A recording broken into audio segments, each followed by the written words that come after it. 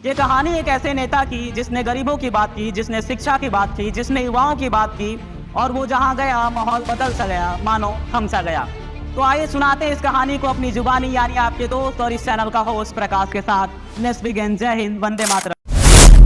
3 दिसंबर 1986, UP Saharanpur का वो जिला जहाँ चंद्रशेखर आजाद रावण का जन्म होता है। पिता का नाम गोवर्धन दास, माता का नाम कमलेश देवी।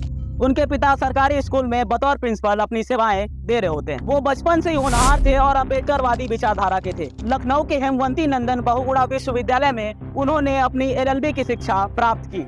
अब आइए जान लेते हैं कि इनकी राजनीति में एंट्री कैसे होती है।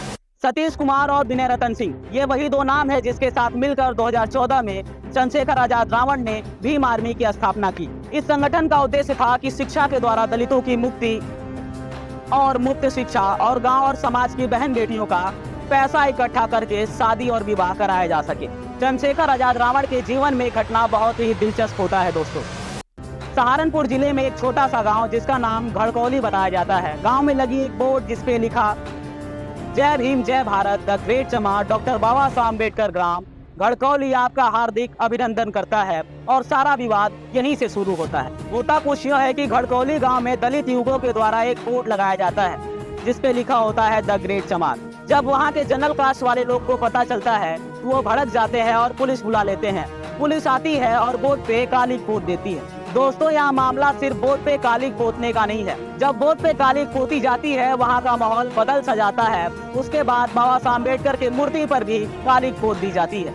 उसके बाद वहाँ जो होता है, एक तरफ जनरल कास्ट के लोग और दूसरी तरफ भीम आर्मी, जैसे मानो वहाँ का पूरा माहौल रणभूमि में बदल जाता है। और यहीं से चर्चे में आती है भीम आर्मी। चंद्रशेखर आजाद रावण और भीम आर्मी का चेहरा यूं ही नहीं बड़ा हो गया दोस्तों। उसके पीछे बहुत ही संघर्ष की कहानियां हैं। उन्हीं कहानियों में से एक कहानी जेल की कहानी, कैद की कहानी और हिरासत की कहानी भी है। पहली बार उनको सहारनपुर के हिंसा के घटने में गिरफ्तार किया जाता है। यूपी सरकार के द्वारा उनपे NSA लगा दी जाती है। बाद में इलाहाबाद उच्च न्यायालय से उनको जमानत दे दी जाती है, लेकिन उसके बाद भी यूपी सरकार के द्वारा उनको लगातार जेल में रखा जाता है। दिल्ली के जामा मस्जिद में CA विरोध के प्रदर्शन के दौरान, हैदराबाद प्रदर्शन के दौरान, तुगलाबाद प्रदर्शन के दौरान और रविदास बाबा गुरु घर प्रदर्शन के दौरान और हथरस सामूहिक बलात्कार प्रदर्शन के दौरान भी उनको गिरफ्तार किया जाता है। दोस्तों, वो कहते हैं ना कि लहरों से डरकर नौका पार नहीं होती और कोशिश करने वालों की कभी हार नहीं होती।